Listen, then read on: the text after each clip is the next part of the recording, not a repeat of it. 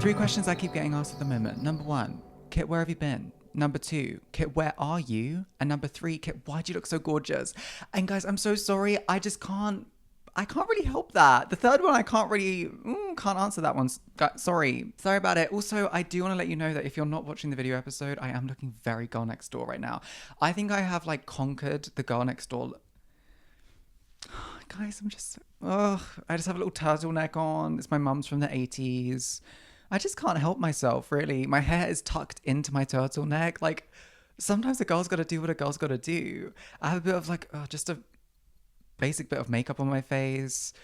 I just look very like, frazzled English woman, no shade. Like, yeah, right. But let's go back to those few questions. So where have I been? Oh, I've been depressed. Right. Yes. There was no episode of Self-Interrupted last week. Thank you for noticing. And if you didn't notice, you can click the exit tab because that just means that you're not a true Kitanator. Right. There was no episode because I was depressed. And also, there were things that were happening in my life that I didn't know how to talk about, but we're going to be talking about them today. And I'm going to be diving deeper into that just in a second about like my thought process and, you know, why I didn't upload an episode and what led me to doing that. The next question is, where am I? Guys, I'm currently at Emma's flat. My friend Emma is meant to be going on holiday, but that diva's passport just got declined and she's on her way back to the flat. So I might not be here for a second. Right. Oh yeah, I was meant to have a sexy, sweet 9 days of bliss. That queen's passport got detained. Like, she is having to get straight back to the UK. So she's going to be back here, but the girl's going to queen out. And then she's going to get an emergency passport and get straight back on that plane. But if not, we're going to queen out together here in London. But that's where I've been. If you're new and you're like, I don't know what you're talking about, I don't care where you've been. I'm just trying to listen to an episode of the podcast because I'm interested in the title. Go away. I'm sorry. Like, this isn't a podcast where you just tap in just for a title. No, it's not an episode. No. Okay, this podcast, it's an experience. How you say it's a culture, right? Self-Interrupted, the KCCU, Kit Costello Cinematic Universe, is something you immerse yourself in. And if it's something that you've come onto my podcast judging me for talking about my experience of what's been going on in my life on my podcast, maybe that's something you should do a bit of inner work, inner healing about. Right. But yes, this is Self-Interrupted. If you didn't know, my name is Kit Costello. I am the host of said podcast. Today we're going to be talking about dating and how it's kind of changed my life and changed the perspective that I've had of myself and of men. This is going to be a really interesting topic because it's the first time I've ever talked about dating, and it's something that I've been struggling to talk about. And in the catch up of the week that we will get up into in a second, I'm going to talk about why I've been struggling to record episodes of this podcast this season and just what I've been getting up to in my week while I've been away. So let's get into the catch up of the week.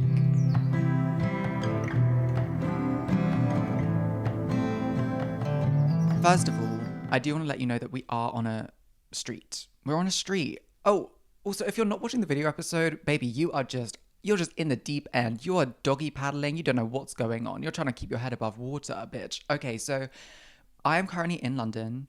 I'm in my friend's apartment. It's a big room, high ceilings, gorgeous. So it might be a little echoey. We are right next to a street, so you might hear cars going past. Guys, I'm sorry, you've just got to let it go. And I've got to let it go. Because that's something that I have really struggled with this podcast, is letting go. I am such a perfectionist when it comes to stuff that I put out there. And I think that sometimes you just need to let things get out into public domain. Is that the word? Like, let things just be, and then you can refine them later. You know, like, not everything has to be perfect. And I think with this podcast, if you don't know, I've done 4 seasons previously, and every season has been like in a small room. And then in season 3, I started doing like sets for the podcast. So I had like a big backdrop and I was sitting on a bed, and it was like a really quiet room on like in one of the rooms in my farmhouse. And then for season 5, which is this season, that just wasn't the case. We didn't have the space for me to do that. So then I had to move into my office, which is in the garden, which is outside basically. And it just it honestly stressed me out because I'm such a perfectionist and I love to be in control. So letting go of the control that I have of this podcast was really hard for me. And I just found myself not wanting to put out the content because I didn't think it was good enough. And also, there are things that are just going on in my life right now, like dating, that I was really struggling how to talk about it, because I'm actually dating. I'm going on dates, and I would feel so bad to make them feel like their privacy is being disrespected. But then also on the podcast, I've talked to you guys endlessly about dating and how, you know, I did an episode literally in season 3 called Chronically Single at 22. So to be dating at 23, I think is a really great, plot line in the story. But something was really holding me back. And I think it was just me feeling like if I was going to talk about dating, then I'd have to talk about all of it. And that's just not the case. Like, I don't have to do that at all. What is going to happen this season going forward, I'm not going to be talking about, the boys that I've dated or that I'm dating, because that's not fair to them. I'm going to talk about my experience because this is my podcast, and that's what I've always done. And I don't know why I kind of lost that for a second. I think it's because it's something new that I'm doing. I was kind of like, well, how do I talk about this in a respectful way? I feel like I can't, so I'm just not going to. And then I wasn't talking about it in episodes, and I was like, well, now I just feel like I'm being disingenuous with the Kitanators, and like, you guys are my siblings, so I can't be doing that. So I think this episode is me just kind of diving into the deep end, getting a little bit uncomfortable, letting go of expectation of what I can and can't talk about, and just allowing myself to talk on my podcast. I'm very excited to do it. But that's where I've been.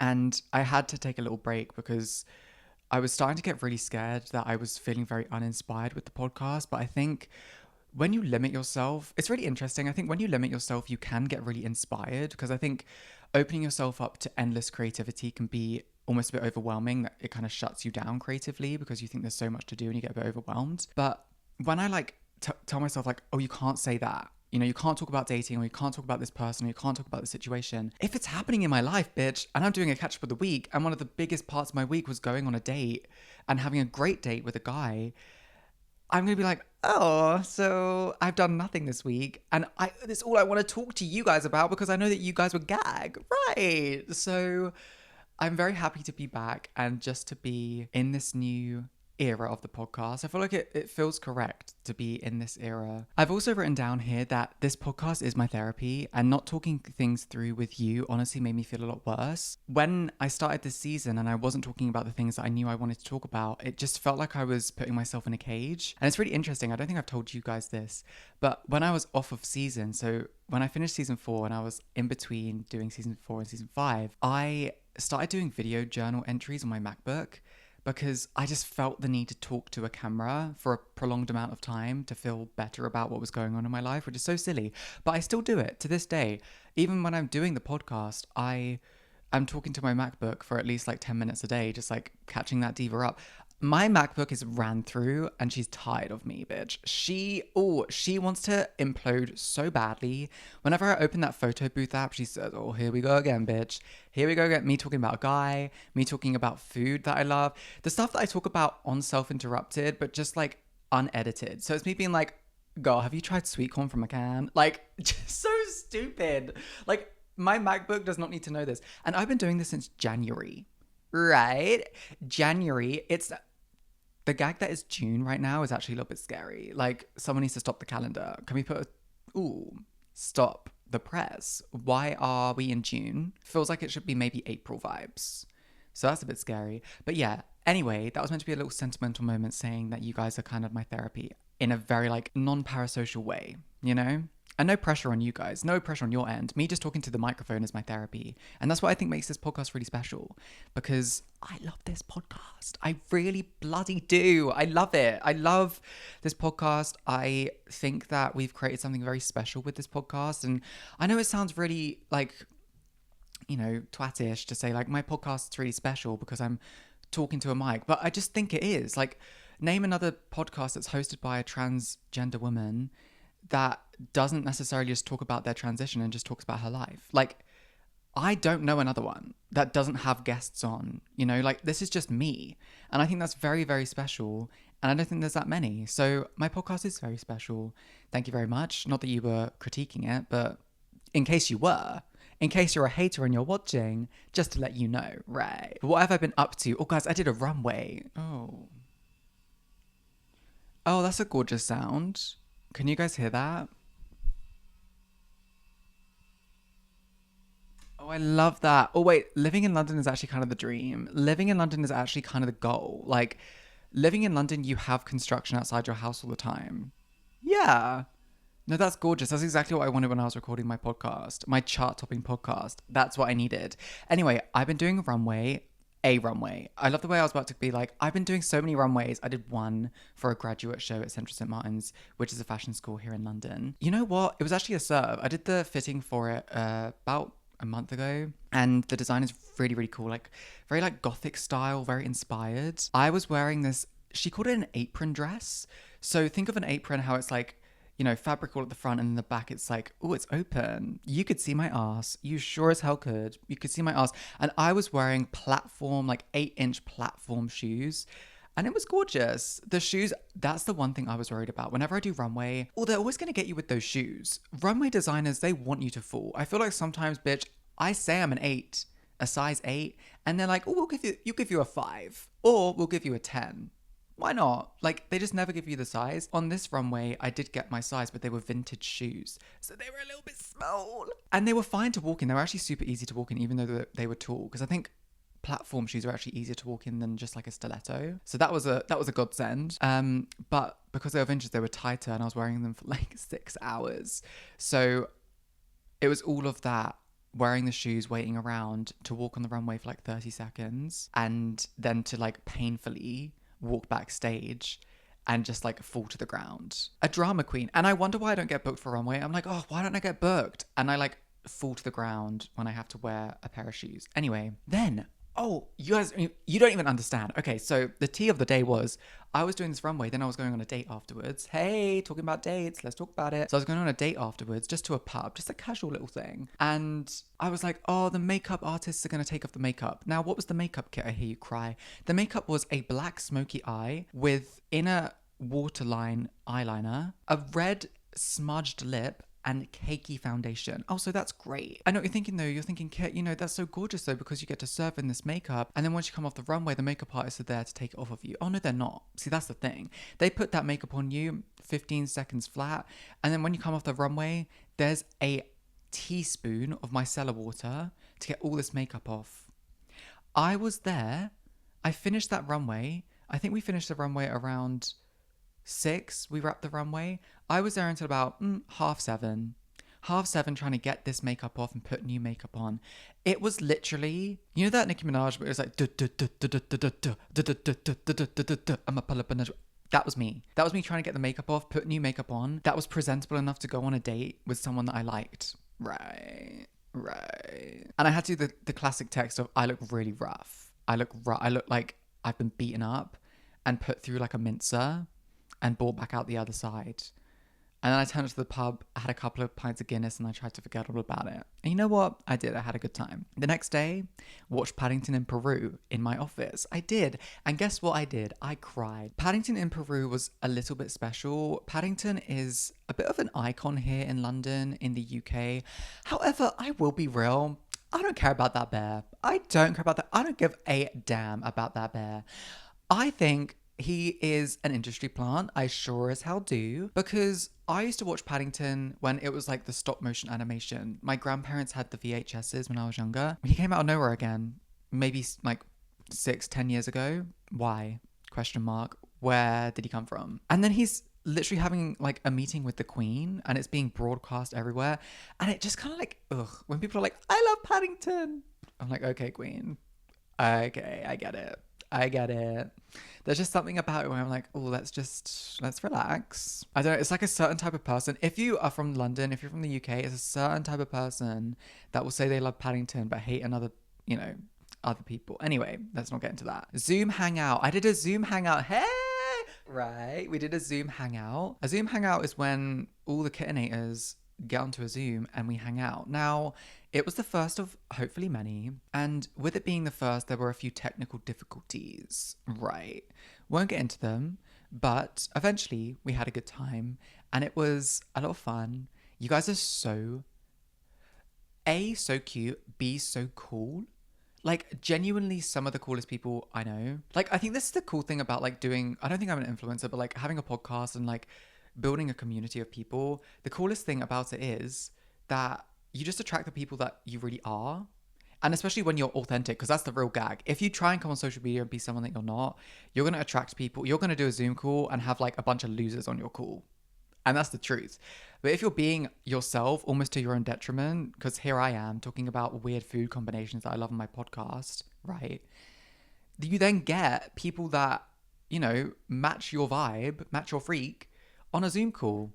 And that is something to be celebrated. And I loved it. Anyway, the next day I then met Hanifa for a coffee at a cafe, one of my favorite cafes now. It's an Angel in London. Love it. Also love that the place is called Angel. Like, it feels a bit correct.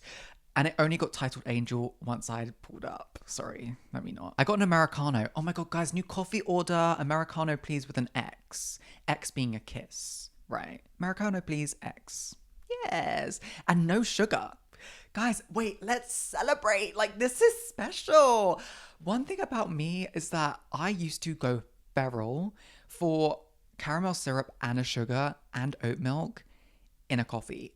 Ooh, you're going to prison. Like, you're not seeing those pearly gates, bitch. You're seeing the demonic gates down in hell. Right. Now I'm having an Americano.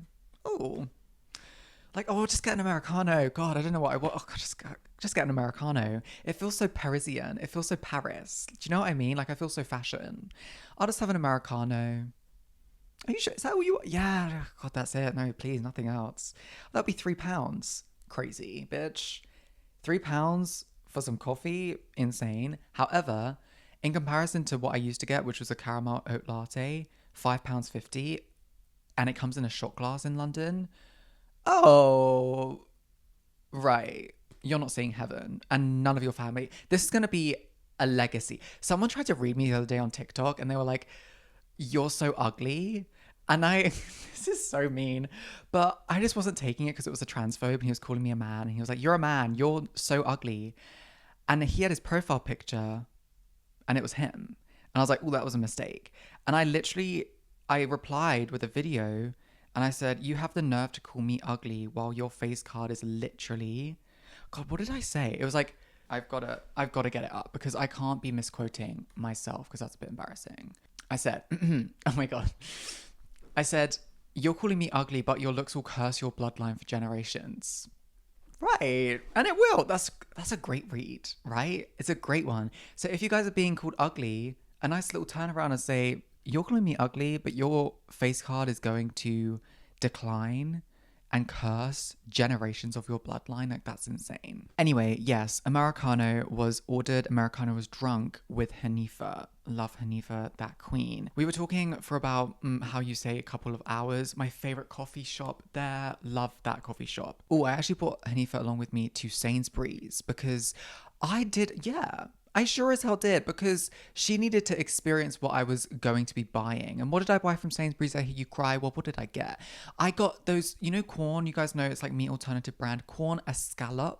So that's like a Quorn fillet, pesto, mozzarella, right? In breadcrumbs. Then I got cheese coleslaw because famously I'm obsessed with cheese coleslaw. Like, I can't put that bitch down. I need to. It's getting a bit scary. I love cheese coleslaw so badly. And then I also got some pretzels for the train ride home, but without a drink, which was a bit criminal because those pretzels were a little dry, right? Anyway, oh guys, I've been on my Vinted kick. Saying that, bought a top from Vinted the other day, went to pick it up in one of those little post box locker things, picked it up. I was going on a date and I was like, "Oh my God, this top is so cute." Put it on, traveled to my date. While I was on the train, I was like, "Oh my God, wait." Smelt the top, stunk of weed. And I was like, oh, so this person didn't have the, how you say, politeness, the manners to wash their weed-ridden Ralph Lauren V-neck, horizontal stripe, blue navy top for me. Mind you, I did pay £3 for it, so I feel like I can wash it myself. But I smelled like weed on a date, so that was great. Anyway, back to my original Vinted story. I bought the entire box set of Sex and the City. I've been meaning to watch Sex and the City for a really long time, and for some reason it just has never clicked with me that, I was gonna like put the effort in to watch it, because I feel like watching a show that has 6 seasons, it's a lot of effort to put in. I know it sounds silly, but like allowing yourself to be immersed in that kind of cultural phenomenon that is Sex and the City, you need to give it the right time.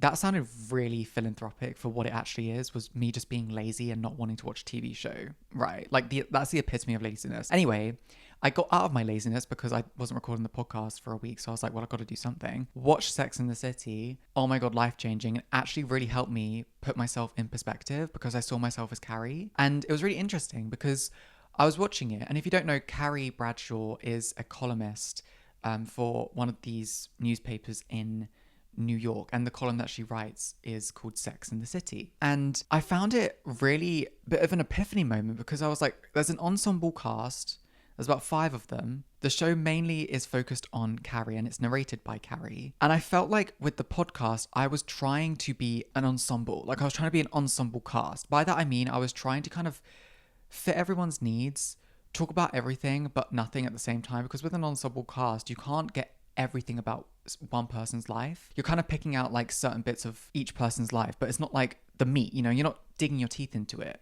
Whereas if you're just the Carrie, the main character, the narrator, you're like, your teeth are sunk into her life and you understand the intricacies of her life. And I realized that I had to be more of a Carrie than just like the ensemble cast. And I know it sounds really silly, but it really helped me put it into perspective that it was like, my experiences is what makes this podcast unique. And that's something to be celebrated, you know? I think sometimes when you do like a podcast or you do social media, you feel like it's best to kind of either guard yourself in a way that you don't share a lot of your personality, because then it makes you think that you'd be more appealing to people, which I don't think is the case at all. I think having personality on social media and on a podcast is like a major selling point. And a lot of people don't have personality on social media and on podcasts, and it shows.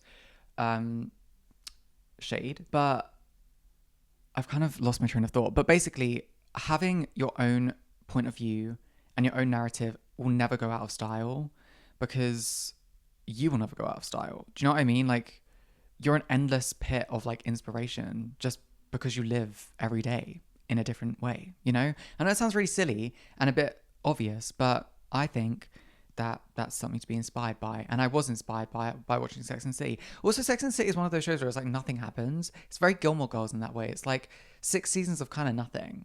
You know, like I watched 4 episodes in a sitting and I was like, well, what was that? But I loved it, every second of it.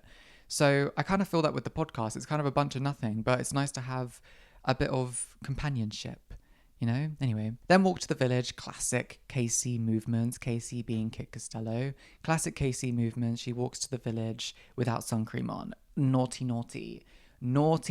diva. I've run out of my face sun cream. It's by Medicate. It's the sun cream. It's literally £56. I can't be repurchasing that right now, so, ooh. Oh, guess we're not wearing sun cream. Oops. Anyway, Walk to the Village, got my little Americano, classic. And then I sat down and I did some self-interrupted inspired work. I need to talk to you guys about something, and it's actually very serious. And it has kind of like lit a spark in me recently. On TikTok comments, you can leave photos now. And at first I was a bit scared. I was a bit scared for my life. Then I realized that a bunch of the bitches that use TikTok also use Twitter. So TikTok comments have turned into Twitter reaction memes. And I think my life is meaning again. Like, you guys don't even understand. TikTok comments were so funny.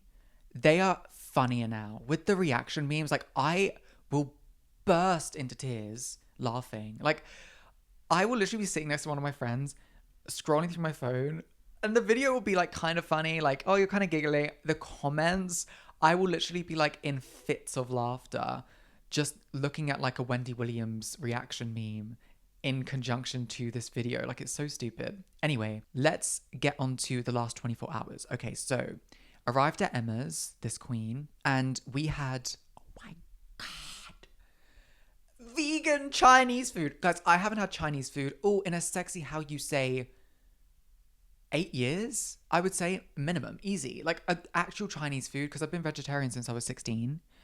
And I would say when I was 15, I probably had my, final, my final flurry with a Chinese takeaway. I'm talking like sweet and sour chicken, special fried rice, prawns, etc. Oh, there's this place in London called Tofu Vegan. Get it. If you're vegan, get it.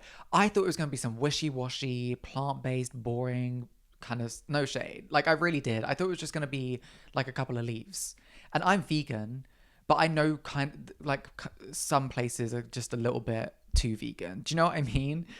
But tofu vegan, oh, you have the KCCU seal of approval. You really do. Because I got sweet and sour chicken and special fried rice, and that was insane. Like genuinely. Oh my god. And I also had this is rogue. This is rogue Kitanators, but hold my hand with me and let's breathe for a second. Chicken and sweet corn. A sweet corn. A seagull just started screaming and I thought it was a child. So right. Chicken and sweet corn soup from the Chinese takeaway. Special. A little bit disgusting, but special. Disgusting in the sense of the texture. It's just a little bit too thick, but I used to get it all the time when I was younger and I went to the Chinese buffet with my grandparents. So it just like has special memories for me. And it hit the spot. It was absolutely gorgeous. And me and Emma were just like, I can't believe how good this is. It was 30 quid though. £30 for sweet and sour chicken, special fried rice, and chicken and sweet corn soup, which I thought was a little bit dear, to be honest, but good portion sizes, and it tasted fresh, and I didn't leave feeling a bit gross. You know when you have like a takeaway and you feel a bit gross afterwards? Didn't feel that, so that's really good. Also, posted a TikTok on my spam account, Kit Cosmello. If you don't follow, go and follow. It's a queen out over there. And I got told I look like Meghan Markle. I don't think I look like Meghan Markle, but I literally was scrolling through my comments, and I was sitting next to Emma, and I went, oh my god. And she literally thought someone had died. But I was like, someone just said I look like Meghan Markle. And she rolled her eyes. I don't think I look like Meghan Markle, but I'm going to take that compliment because I love Meghan Markle so much. If you guys haven't seen With Love, Meghan, her Netflix show, you guys need to tap in. I've been obsessed with Mary Berry, Nadia Hussein, and Meghan of Sussex a little bit too much. Like, those are my divas down. So, yeah, love Meghan. I also got told that, celebrity lookalike time. I got told that I look like Keira Knightley, Meghan. I love that she's just Meghan. Like, you could think I was talking about Megan Thee Stallion. Just talking about Meg, you know Meg. And a young Demi Moore. And also, what's her face? Idina Menzel. I don't know why. A lot of people were just like telling me I look like people in this certain video. And I was like, oh, right. Okay, right. Classic. Okay, sure. And you know what? Those are all beautiful women. What a privilege to be told that I look like them. My goodness. But that is the catch up of the week. What an insane introduction to this week's episode. But it wasn't that insane. Let's relax. The way I'm like, that was just so crazy. Me talking about my celebrity lookalikes in a Chinese I had with Emma. That was just a little bit tectonic. Like, you guys need to tap in. Like, insane. Anyway, let's talk about how dating has changed me.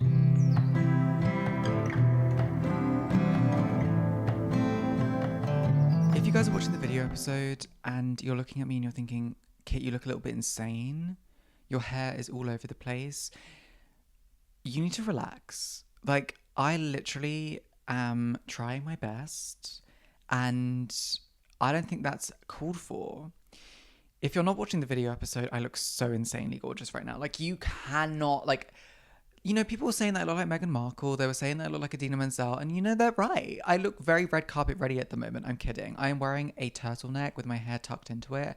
But my hair keeps falling out of the turtleneck. So I look a little bit flop.com. But we're not going to talk about that. And I think it's really telling and really funny that you brought that up. No, you're trying to say that I think it's funny that you brought it up because you were thinking it and I just read your mind. So I think it's really funny that you were thinking, Kit, God, her hair looks awful. And then I brought it up and now you're gagging. I just think it's funny. Anyway, let's talk about dating. I have never been the biggest dater. And let's just say that hasn't necessarily been by choice. It kind of has. I think not only has dating changed me personally, but I think first I want to talk about the way that I've changed my approach with dating and specifically dating apps. I talked about this recently on one of the episodes for season 5. And I think I've humanized myself a lot more on dating apps. And that has really manifested attracting guys that want to take me out and want to date me rather than just have sex with me. And not even have sex with me, but just sext me. Like, sorry, different type of loser. Like, if you're just going to sext me and then call me a man when you finish, like, you're insane. You're crazy. But the guys I'm attracting now or have attracted on dating apps have been like guys that are like, oh, I'd love to take you for a drink. And the reason being is because, like I said, I've humanized myself. I haven't just been posting these photos on dating apps that are me looking sexy, me showing off my body, me portraying a version of myself that fits the male gaze.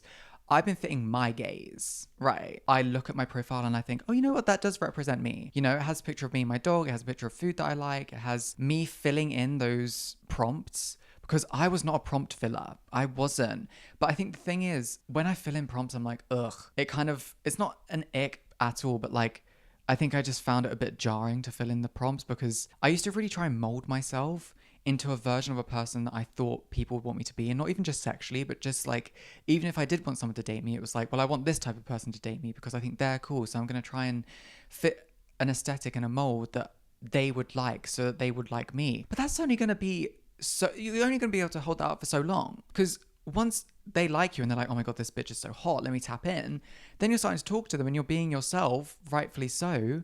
And they're like, oh, this isn't matching up to what's on your profile. They're just going to unmatch you. And that's okay because you put forward something that isn't real.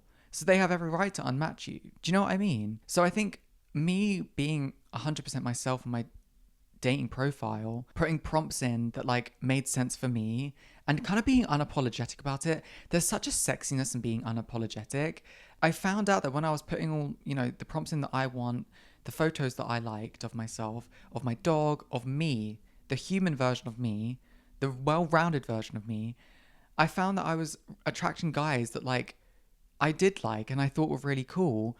And it gave me such a confidence boost because I was like, these are guys that I like. I find them really attractive. I'm talking to them. They're talking to me. I think being gay and being trans, being queer, whatever, our whole lives there's been like a shell of ourselves to hide behind, an armor that we put up, and letting go of that is the most freeing, beautiful thing that you can do for yourself. Because when you realize that people like you for you, once you've taken that armor off and there's nothing else to hide, like you're being 100% yourself, it's so gorgeous. Like, and if you're in a position where that isn't your give at the moment, like you feel like you can't do that, I promise you can. It might take steps to get there, whether that's filling out the prompts and not changing the photos yet, and then eventually being like, okay, people are recognizing me and they're still liking me, even though I'm filling out these prompts the way that I would and not the way that an idealized version of myself would. Then you start filling out the photos the way you would, and then people, you know, you start to like pick out the weeds and you're like, oh bitch, I never cared about you anyway. Realistically, the hottest guy on a dating app that you would have talked to, you would have talked to for a couple of days and it would have been dead chat because that's how it always goes. But then you find like really hot guys as well that have great chat and actually really care about you. Not care about you as a dating app, but like eventually will care about you and like actually want to put their time and effort into you. So I think before dating changed me, I had to change my perspective on how I was going to date and how I was going to go into dating apps. Because dating apps is one thing, going into actual dates is another. And dating as a trans woman is so nuanced. And I think, you know, you can sympathize, you can empathize, but unless you're in it, I really think it's like pretty hard to understand. I'm going to try and explain it for you. I think a lot of the time I feel like, I don't want this to come off offensive to any other trans women because this is just my experience, but like, I feel like I'm living a bit of a lie when I'm dating, in emphasis when I'm dating. Because especially when I'm dating like a straight guy, it feels a little bit, it feels just a bit intense, to be honest. It feels, I almost have to prove my femininity to those men. And I can't be 100% myself because realistically, the reason I found out I was trans, fun fact, is by finding out that I was a bit of a tomboy. Because I feel like there was a moment where I was like, oh, I'm gender fluid, and I was really leaning into the femininity. And then I realized I was like, this isn't my give. Like, I don't care about 100% femininity. Like, that's not what I like. And then I remember I had an epiphany. I was on the street. I was wearing like baggy jeans and a big baggy jumper. And I was like, this is what I love to wear, but I feel like a woman. Like, I feel femme. Like, I feel like I'm a trans woman that just is like a tomboy, which is a little bit ironic and classic me coded. But that's what made me, you know, realize, you know, I've grown up on a farm, country girl, etc. Like, I think I'm gonna be a bit of a tomboy and like like masculine things. But I think I get a bit scared doing that when I'm talking to a guy, or I'm talking to a guy on a date, because I'm like, well, what if they think that I'm a man? Do you know what I mean? I know it sounds silly, but like when you're trans, these are things that go through your head, and that's just like, that's just one of the things. Then you're thinking about your safety. Then you're thinking about how you're going to leave the date if they make it awkward. Then you're thinking, do they know that I'm trans because they've only seen photos and texts of me? Do I have to explicitly tell them that I'm trans before we go on the date? It's like, it's a whole thing. And I think sometimes it can almost be a bit like embarrassing to be like, I'm trans. Like, bitch, they know you're trans, and that's okay. It says it in your profile. I'm very open to the fact that I'm trans. I love it. I'm so proud to be trans. And it's on my profile. And it's so funny because some of those divas I'm talking about, no, actually, they don't deserve that title. Some of those dumbasses, those men that are like really toxically masculine, but like think I'm so sexy and like just want to have sex with me, they will match with me and then they will be like, you're a bloke. But the reason they do that is because they find me so attractive, it makes them so uncomfortable that they can't just leave without saying anything, because they feel like their masculinity has been threatened by liking a trans woman. So they can't just unmatch me. They have to call me a bloke to feel better about themselves. But if anything, that makes them look like more of a dick, because look at you and then look at me. I'm not talking about looks, I'm talking about the way you've interacted with me. You just don't have maturity. If I don't like someone on a dating app, because I get that, you get a bit desperate on a dating app, you start swiping, you haven't had a lot of matches recently, and then you match with someone, you're like, oh bugger, I don't really care about them, sorry, no offense, and you just unmatch them. You don't call it, ugly. Do you know what I mean? It's like, it's obviously an insecurity that you have, knowing that, I'm still probably out of your league, even though you think society wouldn't accept me being with you because I'm trans, and you don't like that because it's threatening your masculinity. Anyway, long story short, being trans, there's a lot of nuance to dating. So when I went on my first date being trans, it was a really big deal for me. And the guy that I went on a first date with was now looking back, a bit jarring, to be honest. I think it's interesting dating in London because it can be so last minute. It can be like, oh, let's just go for a pint, and it can kind of mean nothing to them, which now that I've been on dates, I can kind of understand that mentality of, let's just meet for a pint after work. Because it was my first date as a trans woman, there was so much pressure on it that like he was very last minute about it and I wasn't. So him being like, okay, let's just meet up for a pint, I'll give you a time close to the time, like he didn't give me a time. Scary, terrifying. Yeah, then we ended up meeting, and it went well. It was a sweet date, but I think I get in my head quite a lot, especially when I'm dating like a exclusively straight man. Like, it's a bit scary, especially like things that straight men tend to say. It just feels a bit weird, to be honest. It did feel a bit weird. But I think this is the point where like I understand how dating has changed me, because it's changed me but also changed my perspective on dating. Once you start going on dates, you understand that not every date is going to be good. And I remember before I started dating, I was like, well, what's the point then? Like, if you're putting your time and your effort into going on a date, it's got to be good. And you've built up this kind of rapport with a guy to the point where you're like feeling comfortable going on a date. Surely you like each other and you want to go on a date. Like, you want it to be the rom-com, right? Sometimes it's just not that. And me, bitch, like, I'm the, I used to be like this super anxious attacher and like really just wanted hopeless romantic. I wanted it all to work out. When it doesn't work out, you walk away from it being like, yeah, I guess I could make it work, but that's not what I want out of a relationship. I want to walk away singing Enchanted by Taylor Swift. Like, I want to walk away feeling something. And sometimes you walk away from a date being like, it was fine. I mean, I could go on another date. And you realize that it's actually not that deep, that every date is not going to be a good one. And also understanding that every person you go on a date with is not going to be the one. Not every person you go on a date with is going to have a story. When you're like sitting down with your friends and you're having a little key and you're like drinking some wine, not every date that you go on is going to have the privilege of taking up space during wine time with your friends, And that's quite a nice thing to think about, because sometimes when you go on a date, you're like, okay, well, I've got to make this memorable somehow. It's got to be the super romantic thing. We've got to go here. We've got to go there. We've got to make it. Sometimes. Okay, wait. I actually have, speaking about this, there's this thing going around on TikTok at the moment with girls, and they're like, don't you dare take me on a walking date. Don't you dare take me for a coffee date and then a walk.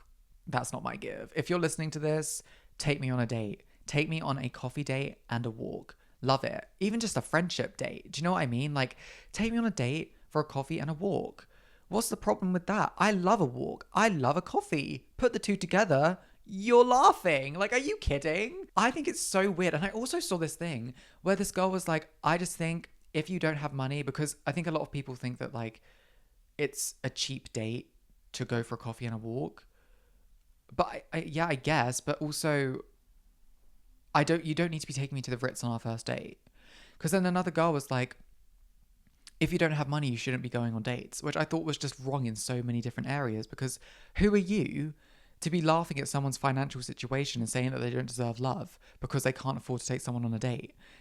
You are such a jarring diva. Like, how dare you?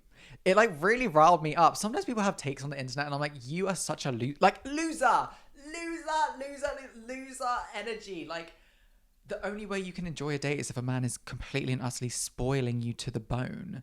Like, dates that I've been on, especially dates that I've been on recently, I'll always like buy a drink for the guy as well. Like, maybe he'll get the first round and then I'll get a drink for him. You know, I think it's just like a nice thing to do. I don't expect to be spoiled. If I get spoiled, I love it. You know, I'm not complaining, of course, but I'm also not expecting them to take me out for dinner on the first date. Nor would I bloody want that. Can we talk about that? I would not want to go for dinner on the first date.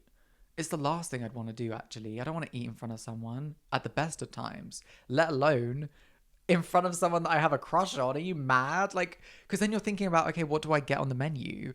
Can't get pasta, because what if you're wearing something that's like, you know, a nice top and then you get pasta on it, or it gets around your mouth? Can't really have a salad, because what if a seed gets in your teeth? Like, it's serious, guys. Can't be eating on the first date. But if that's your give, by all means. But yeah, I just thought that was interesting. And I think that's like a very immature take on dating, to be like, you need to spoil me, otherwise don't take me on a date. I mean, each to their own, of course. But I just think you're going to get a man that's like all style and no substance if you go for that. Because a man can have a lot of money but have nothing. Do you know what I mean? Nothing in terms of personality. I'd much rather date a guy that was willing to just like take me on a walk. Around like, oh God, a walk can be so romantic. Like, if he takes me on a walk, it all depends on like meaning as well. Like, imagine the guy takes you on a walk that he loves going on, and like he loves to like read a book on the bench, like, and he's gonna walk you to that bench and he's gonna sit down, he's gonna kiss you. Love it. But instead he's taking you to like some random club/bar in the middle of London, and he's buying you drinks and dinner. Like, that's not my give. But if that's yours, by all means. But again, I think a lot of the time it's style over substance, and I'd much rather substance, and that's what I like to get on dates. Also, dating has changed me in the understanding that you do have to go on the dates. When I was starting dating apps, when I was just starting to transition, there was a point where like guys were asking me on dates, and I remember it was so spontaneous. Like, sometimes the spontaneity is a bit too much. We'll get into spontaneity in a second, but like sometimes if we've just said hi, like hi, I'm talking like if we're talking on Bumble, like hi, and then his next message is, what are you doing tonight? Do you want to go for a drink? I'm instantly saying no. Like, I can't do that. I need to have some kind of rapport with you, at least for a couple of days, to kind of understand your humor, because my humor needs to be matched.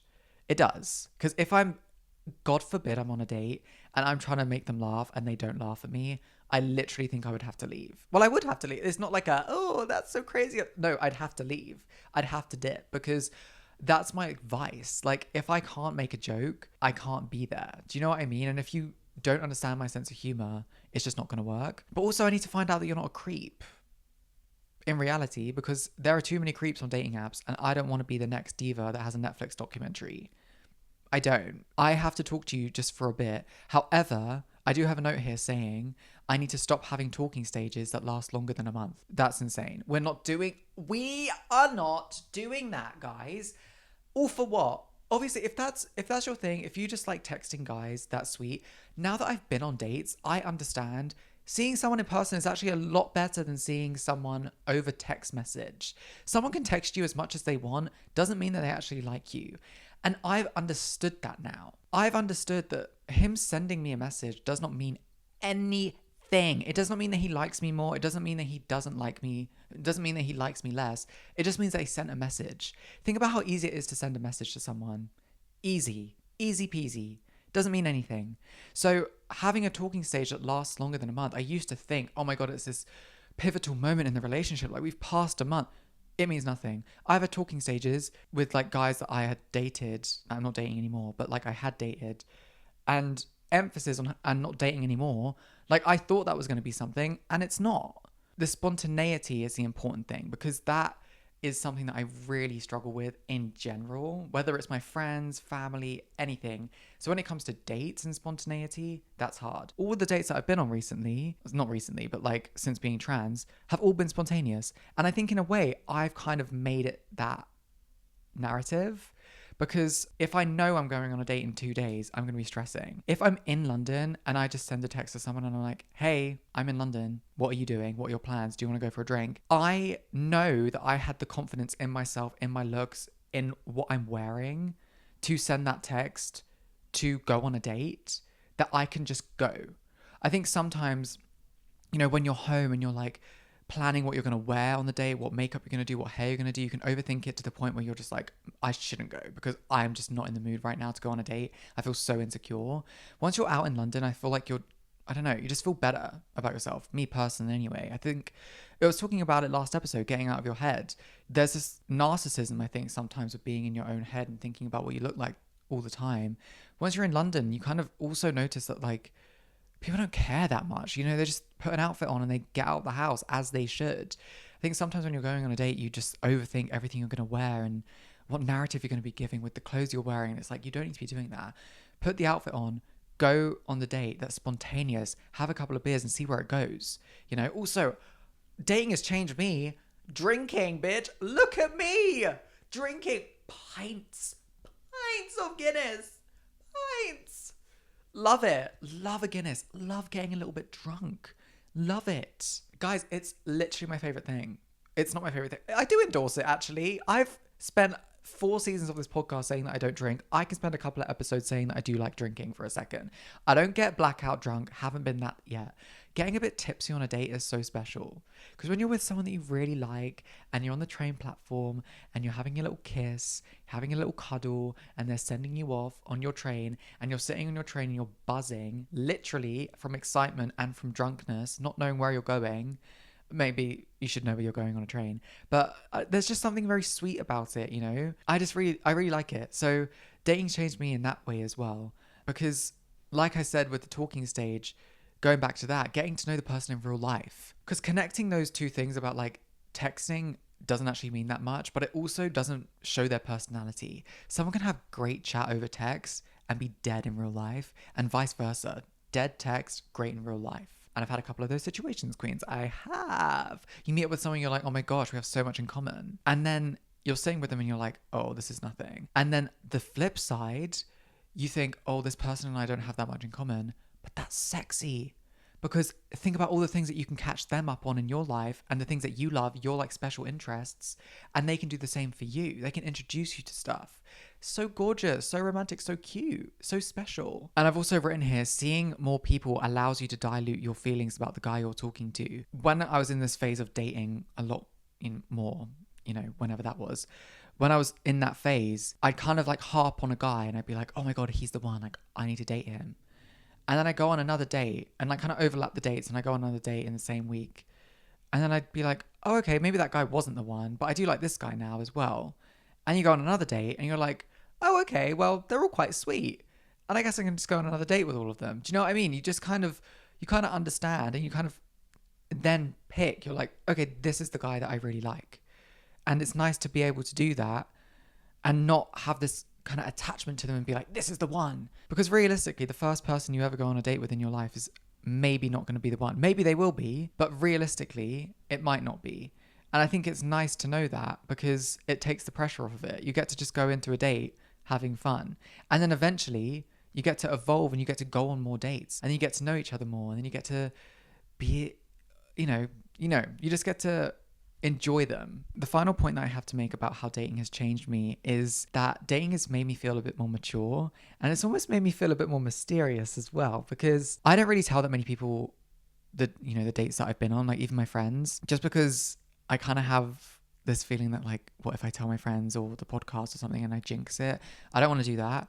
So I don't really tell people about my dates, but they know, my friends know that I'm going on dates, and I give them little tidbits here and there. Not that they care that much, but it's just nice. And then, if I go on a date and it doesn't work out and then I stop talking to the guy, I will then like fill them in. But also just make me feel a bit more mature, because I'm going on dates with like guys. We're just going to a pub, and which I feel like an adult. Do you know what I mean? It's sweet. And I feel like I've entered this era of dating at the right time. I feel like I was being pressured as a 16-year-old to go on 16.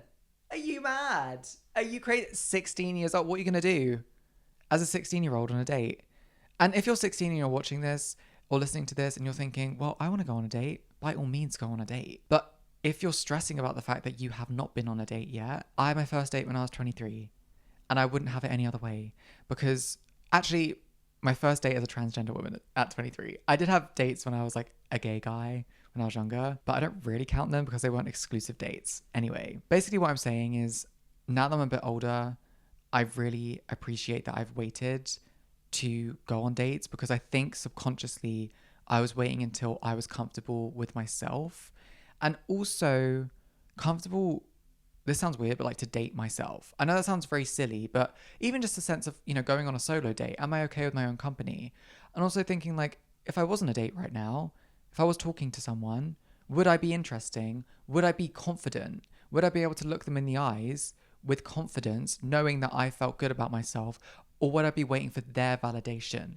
Which brings me on to the next point, which is how dating has helped my anxious attachment. Dating has significantly helped my anxious attachment, because I don't have anxious attachment anymore, which is insane. It's a crazy thing to say, because I always thought that I'd have anxious attachment, and it's a reason why I didn't want to start dating, because anxious attachment takes up such a large amount of brain power, because you're constantly waiting for someone to text you. If they're not texting you, you feel like no one loves you, or that person isn't going to protect you, or that person isn't there for you. Anxious attachment stems from anxiety, from feeling like you've been left. So when you start dating and you're starting to invest into someone, the idea of them leaving brings anxiety. So them not texting you can bring you anxiety, because you feel like your caregiver, quote unquote, is going to leave you. And since dating, it's just slipped away, because I think I've humanized these men. I know that sounds really silly, but when you're texting someone, it goes back to me talking about, don't have a talking stage that lasts longer than a month, because when you do that, you kind of create this false sense of reality of what they actually are, because they're not your caregiver, they're not looking after you, they're texting you. And if they're not texting you back, it actually doesn't mean that much, because they're texting you. Do you know what I mean? And when you go on a date with someone, it kind of humanizes them, for better or for worse. Like, you either understand that you do like that person and you see the human in them. You understand the intricacies of their life and their work pattern, and you understand why they might not be messaging you back, and what their schedule's like, and how busy their schedule is. And, fitting in texting you for half an hour just doesn't work for them, and that's okay. It's not the end of the world or the relationship if someone doesn't text you. And if someone likes you enough, they will text you. And if they don't, they don't. They have missed out on you. You have not missed out on them. That's something that I've really, it feels so sexy to me that I've wrapped my head around that. I am something to miss. Gag. Of course, there are guys that are to be missed, I guess, but realistically, they're not. If you stop talking to me out of the blue, I'm not gonna miss you. Why the hell should I miss someone that isn't respecting me or my time? I'm never gonna miss someone that's doing that, because I respect myself now. I respect myself to an extent where I understand what I deserve. And I know that I don't deserve this treatment from you. If you're being a child and being immature, if you can't convey your feelings and your emotions to me as a 20-something-year-old man, and I'm talking at the end of the scale, bitch. Right. End of the 20s. We're pushing 30 and you can't communicate your feelings. It's crazy. And also, on that point, if you're dating older, it doesn't mean that you're more mature. It just means that the guy that you're dating who's older than you is immature. He's matching your age. You're not matching his. And I'm not meaning that to demean you and to patronize you, but I kind of came to this realization that when I've been on dates with older men, I'm like, these men are lost. Like, I'm not trying to be mean to them, because by all means be lost. You have to be lost in life to be found. But some of these men have no clue what they're doing. So I think in some way, so them dating people my age allows them to feel like they're young and they have like this sense of immaturity that they can suck out of you. Do you know what I mean? But going back to people respecting you and you respecting yourself in terms of people talking to you, I came across this video of a guy, a typical like guy that thinks he's hot on TikTok, and it was him talking straight to camera being like, I don't understand why girls can't just get it in their heads that if I've stopped talking to you, I don't want to talk to you anymore. I don't have to tell you I don't want to talk to you. You should just understand I don't want to talk to you if I haven't talked to you. How hard is it to just say I don't want to talk to you anymore? You dumb little bitch. How dumb and stupid and deranged in your mind do you have to be to not just say, hey, I just don't think this is going to work. I don't think we should talk anymore. But because you are so utterly lonely, you love the idea of someone wanting you. That's it. You want the idea of someone wanting you and pining for you, so you don't end it. You leave it open-ended so you have the opportunity to go back whenever you want. You're a loser. You are a loser. Textbook loser. And it's those kind of men that are like completely immature, insecure, and a loser that will mistreat women, somehow think that they're gaining masculinity and like bro points. Like, you're going to hell. I'm talking like 8th layer, ball and chain, bitch. Like, you're there for eternity. Actually, no, you're going to heaven. Sorry, I've kind of had this like new realization. All these like Christians and Catholics that are like terrible people that like support certain politicians that are like actual criminals saying that they're going to heaven. I don't want them to come to hell with me. I don't want to start saying you're coming to hell, because hell's my sacred place. It is, because I've been told that I'm going to hell since I was a young child. I was gay in Catholic school. I was trans at Catholic school. I've been told that I've been going to hell. That's my special place. And you can't join me there. That's for me and my queens. So actually, you're going to heaven. Yeah, you're going to heaven. You can be up there with all those people, because that is eternal suffering to me. Gag it, right? Anyway, those kind of men you cannot be pining after, because it's actually ridiculous that some men will just like give you all the time in the world and then one day just stop talking to you.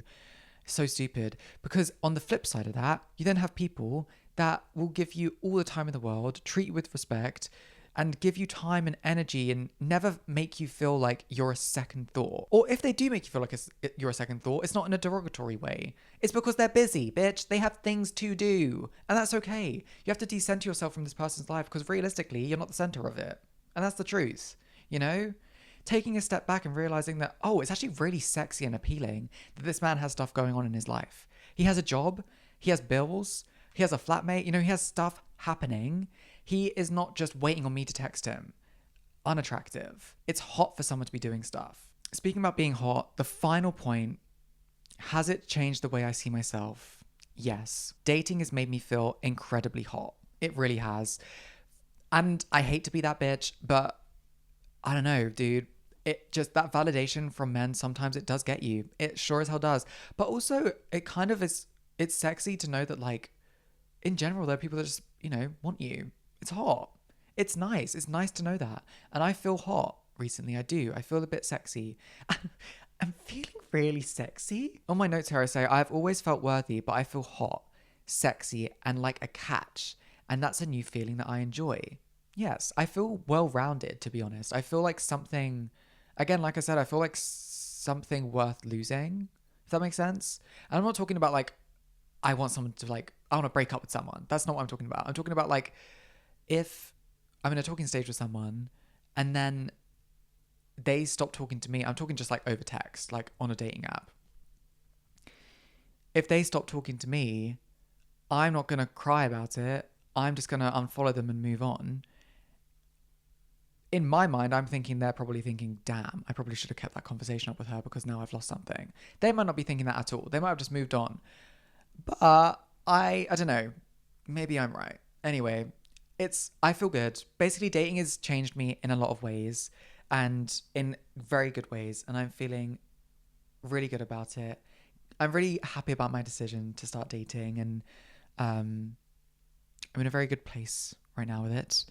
But yeah, so that's cool. But anyway, that's been the topic of the week. Talking about dating, something that I have been really scared to talk about, but I'm really happy that I have talked about it on my own terms.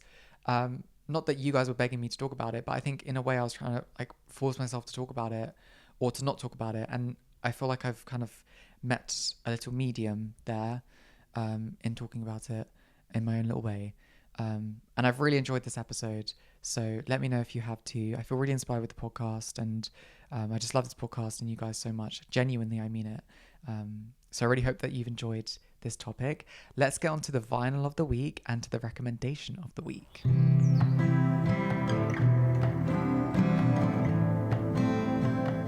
The vinyl of the week is Conan Gray, Found Heaven. I will be photoshopping it in here because I'm at Emma's and I don't have my vinyl.